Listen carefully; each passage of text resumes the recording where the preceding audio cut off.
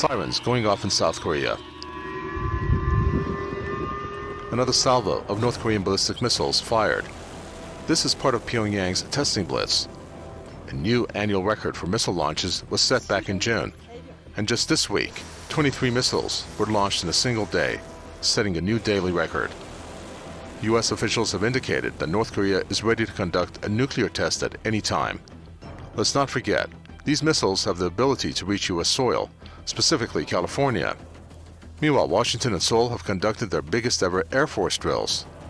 North Korea's firing of intercontinental ballistic missiles and more U.S. war games. A dangerous and volatile concoction, a war scenario which, if it were true, would involve nuclear weapons. That was evident from the U.S. side when the U.S. Air Force deployed the two B-1B long-range heavy bombers on the final day of the military exercises. This was the first time B-1Bs have flown to the Korean Peninsula since December 2017. So why is Pyongyang on the offensive? Even though the missile launches grabbed all the attention, less notice were developments in the North Korean nuclear doctrine. In September, North Korea updated a 2013 law setting out its nuclear weapons policies and announced that it would respond to attacks against its nuclear command and control systems by launching a nuclear strike automatically and immediately.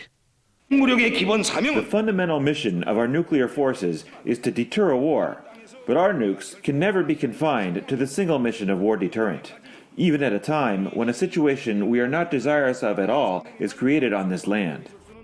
The U.S. and its allies in this region better be careful.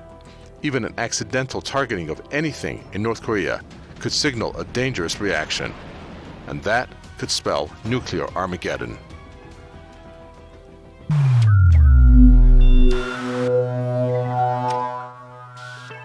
North Korea's barrage of missiles is sending the U.S. another message other than military and missile capabilities.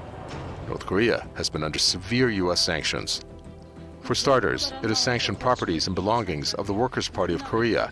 Freezing the property of members of the Workers' Party of Korea essentially amounts to stealing from everyday Koreans, as the party's membership stands at 6.5 million people, or a quarter of North Korea's population. Harsh U.S. bilateral and UN sanctions have had particularly devastating effects on the North Korean economy. The list of industries directly targeted include the mineral trade, seafood, textiles, and agricultural products. Previous talks between the U.S. and North Korea hinged on the elimination of these sanctions in return for Pyongyang to stop its ballistic nuclear program, but the U.S. was not willing to give any concessions, resulting in a stalemate. Meanwhile, the U.S. believes that China and Russia have the leverage to persuade North Korea not to resume nuclear bomb testing. But why should they do that?